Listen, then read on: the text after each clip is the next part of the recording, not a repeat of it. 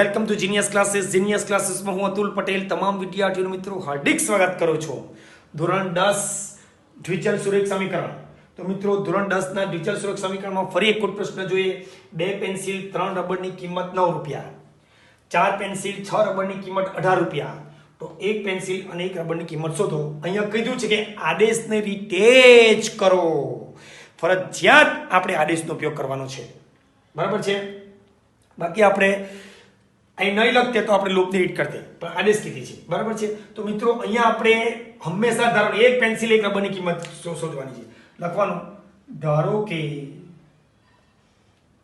એક પેન્સિલની કિંમત બરાબર x રૂપિયા અને એક રબરની કિંમત બરાબર y રૂપિયા. ચાલો, પેન્સિલની કિંમત કેટલી x, રબરની કિંમત કેટલી y. માટે ચાલો પેન્સિલ કેટલી છે 2. ચાલો 2 પેન્સિલ અને 3 રબર ની કિંમત 9 રૂપિયા. 2 પેન્સિલ 3 રબર. ચાલો 2 પેન્સિલ એટલે 2x અને 3 રબર એટલે 3y. કુલ રૂપિયા કેટલા 9, કારણ કે બંનેનો સરવાળો 9 છે. 2 રબર 3 પેન્સિલ, બરાબર છે. બંનેની કિંમત કે દુકાનમાં ગયા તમે 9 રૂપિયા લઈને ગયા. અંકલ 2 પેન્સિલ આપો 3 રબર આપો. અંકલ કે કેટલા 9 રૂપિયા. તો બંનેનો સરવાળો કેટલો 9. જેટલી કિંમત પેન્સિલની હોય એને 2 વડે ગુણવાનું, જેટલી કિંમત રબરની હોય એને 3 વડે ગુણવાનું, ને બેનો સરવાળો કરતા 9 રૂપિયા તમારે ચૂકવવા પડે. તે સેમ કેટલી 4 પેન્સિલ અને 6 રબર ની કિંમત કેટલી 18 રૂપિયા. એનો મતલબ દુકાનમાં ગયા 18 રૂપિયા કેટલા ચૂકવવાના. 4 પેન્સિલ એટલે કે જે પેન્સિલની જેટલી કિંમત કેટલી x, એને કેટલા વડે ગુણવાનું 4 વડે. રબરની કિંમત કેટલી y, એને કેટલા વડે ગુણવાનું 6 વડે ગુણવાનું. અને એ બંનેની કિંમત કેટલી ચૂકવવાની 18 રૂપિયા ચૂકવવાની. સમીકરણ 2.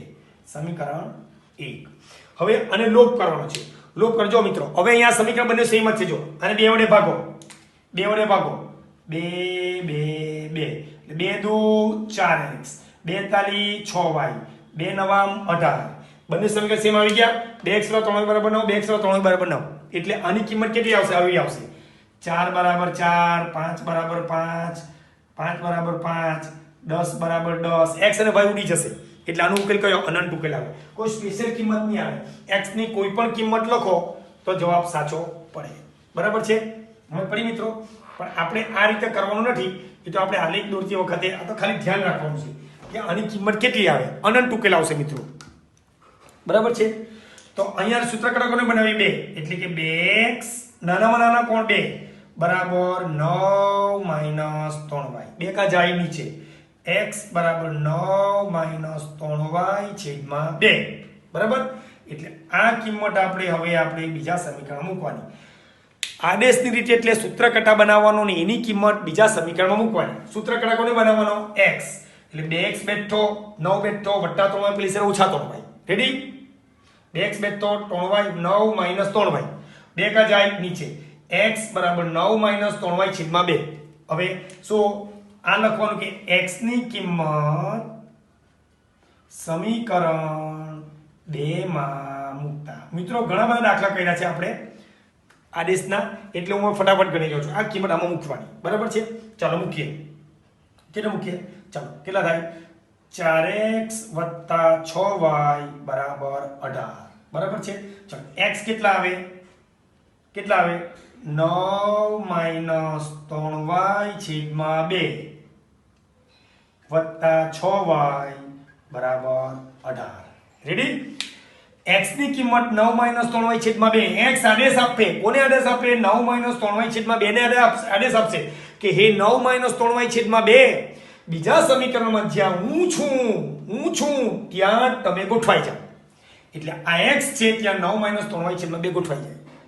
આવું ઘણું આપણે જોઈ ગયા છે, બરાબર છે.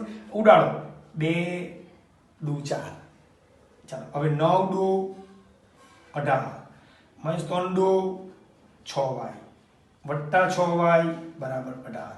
9 દુ 18 3 દુ 6y વત્તા 6y વત્તા ચાલો 6y ગયો 6y ગયો એટલે 18 બરાબર 18 એટલે આવું આવે 18 બરાબર 18 10 બરાબર 10 20 બરાબર 20 આવે એટલે માટે લખવાનું કે x ની કોઈ પણ કિંમત